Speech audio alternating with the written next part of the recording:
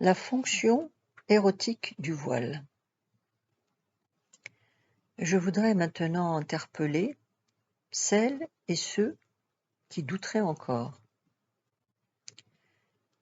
Car tout ne se joue pas dans les journaux de gauche européens, les colloques de Paris, Barcelone ou Londres, ou sous les lumières des plateaux de la télévision française, où il suffit de pousser la porte pour changer d'air.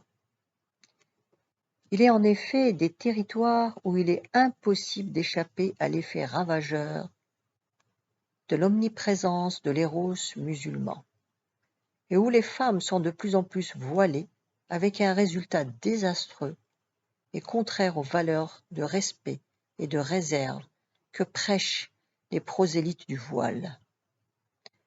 Chaque jour, dans les villes arabes, dans les moindres activités de la vie courante, dans le regard des hommes, dans la rue, sur les plages, dans les cafés, on peut en mesurer les effets et assister à la victoire sans limite de l'éros musulman. Tous les jours, je m'aperçois de son emprise grandissante sur la rue arabe. C'est lui, dorénavant, qui détermine la circulation des femmes et des hommes dans les lieux publics. C'est lui qui organise à travers le voile le marquage du corps des femmes en le désignant comme tabou et instaurant un cercle vicieux. Car les tabous sont une disposition parmi d'autres mise en place pour régenter la vie sexuelle des individus. Ils sont un masque efficace qui, sous couvert d'interdit, permet l'expression sans contrôle d'une sexualité prédatrice.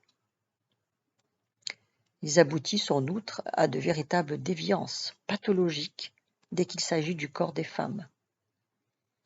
La burqa afghane est la forme théâtralisée la plus achevée de ces déviances. Les tabous commodent souterrainement les mœurs et façonnent profondément le rapport des sexes dans les pays dits musulmans. Chaque jour, des actes de barbarie à l'égard des femmes nous sont rapportés. Une barbarie dont les médias occidentaux sont friands et qu'ils étalent jusqu'à l'insoutenable.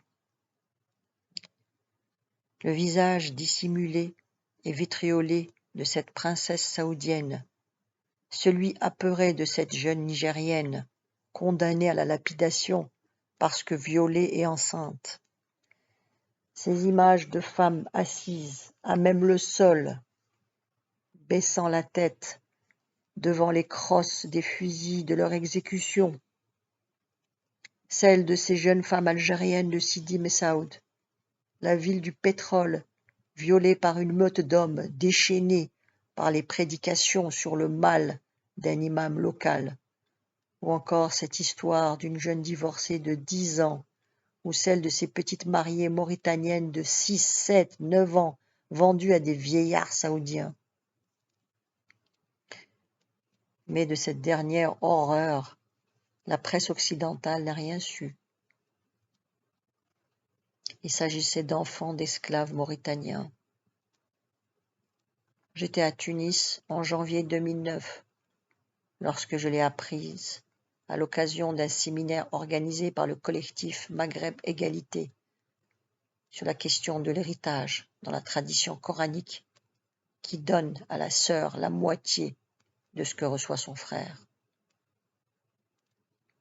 Je sais que l'on ne doit pas ramener ces pratiques à une quelconque religion, car toutes, dont l'islam, les condamnent. Mais que penser de la morale des pays où se passe ce trafic de petites filles, quand on sait que l'islam est la loi qui régit exclusivement la vie sur terre et dans le ciel des hommes et des femmes de ces pays? La Mauritanie, d'où viennent les petites mariées, et l'Arabie saoudite, où elles sont vendues, sont des pays charaïques. N'est-on pas en droit de demander à cette morale musulmane tant défendue, tant vantée par ses capacités d'organiser la vie des hommes sur terre, tant et tant qu'elle rendrait la laïcité immorale, ce qu'elle fait pour protéger les petites filles vendues, violées, torturées, comme ces petites Mauritaniennes par des vieillards, musulmans et pratiquants?